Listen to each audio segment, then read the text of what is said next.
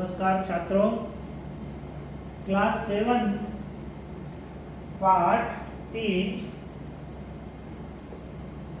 हिमालय की बेटियां। हिमालय की बेटियां यह एक निबंध विधा में लिखी हुई विधा है या पाठ है। इसके जो निबंधकार हैं वो नागार्जुन जी हैं। नागार्जुन जी ये भारत भ्रमण के लिए निकले हुए थे। इनकी भारत भ्रमण में बहुत सारी पुस्तकें लिखी जा चुकी हैं। ये जब समुद्र से होते हुए हिमालय के भ्रमण के लिए जाते तो वहां पर नदियों के विभिन्न रूपों को देखकर वे आश्चर्यचकित हुए, क्योंकि ये मैदानी भाग के थे। मैदानी भाग में नदियों का विशाल रूप देखने को मिला था, परंतु जब ये हिमालय की चोटियों पे गए तो उन्होंने नदियों का एक अलग ही रूप देखा। उसका इन्होंने एक निबंध के माध्यम से ये वर्णन किया है। इस पाठ में हिमालय और उससे निकलने वाली नदियों के बारे में बताया गया है।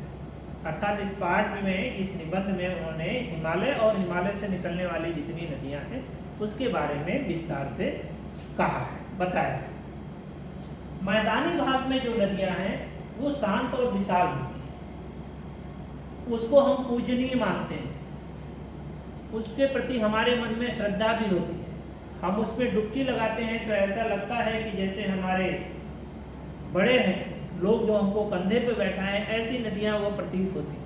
अर्थात पाठ के प्रारंभ में मैदानी भाग में नदियां जो विशाल रूप में बहती रहती हैं, उन नदियों के प्रति लेखक के मन में श्रद्धा का भाव होता है। परंतु जब वह हिमालय की चोटी पर गया तो वहां ये जो बड़ी बड़ी नदियां थी उसका बहुत संक्षिप्त और छोटा रूप देखने को, पतली पतली नदियां निकले, एक झरने के रूप में दिखाई दी, और वे नदियां वहां उन्हें हिमालय से निकलने वाली ये नदियां चंचल रूप में बहती हुई नजर आई।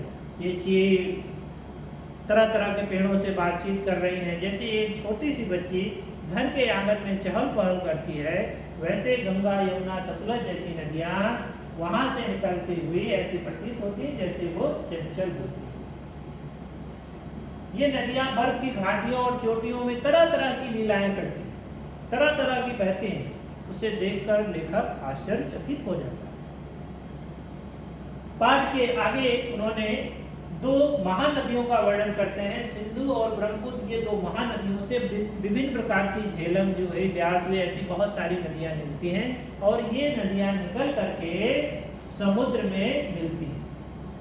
और समुद्र में मिलती हैं, और ये सारी नदियां कहाँ से निकल रही है? हिमालय से निकल रही है। तो निबंधकार यहाँ वह मानता है, अनुभव करता है कि हिमालय से निकलने के लिए नदियां वो क्या हुई? हिमालय की बेटियां हुई। और वो बेटियां कहाँ जाकर मिलती हैं? समुद्र में।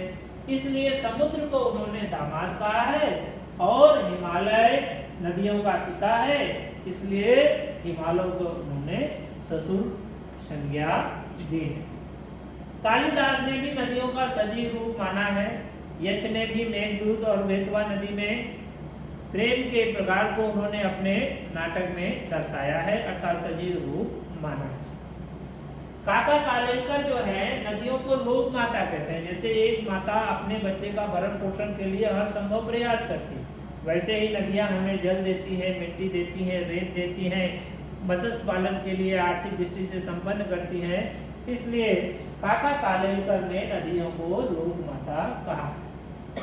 परंतु सतलुज जैसी नदियां लेखक को एक बहन के रूप में प्रतीत होती है। एक बहन के साथ रहने पे जो मन शांत और स्थिर हो जाता है, वैसे सतलज नदी में पैर मिलाकर फैलाकर जब वह पानी के में बैठता है तो उसे एक शांति का अनुभव होता है। और लेखक अंत में एक कविता के माध्यम से इस निबंध का समापन करता, और उस नदी को कहता है, लेखक ने उसे बहन के रूप में देखा है। तो विद्यार्थी, इस पाठ में नागार्जुन ने निबंध के माध्यम से हिमालय से निकलने वाली बेटियां अर्थात नदियों के बारे में एक क्रमशः वर्णन किया है, नए दृष्टि रूप से देखने का प्रयास किया। इस पाठ से संबंधित जो भी प्रश्न उत्तर हैं वो होंगे, वह आपको कार्य पत्रिका के द्वारा भेजे जा सकते हैं। धन्यवाद।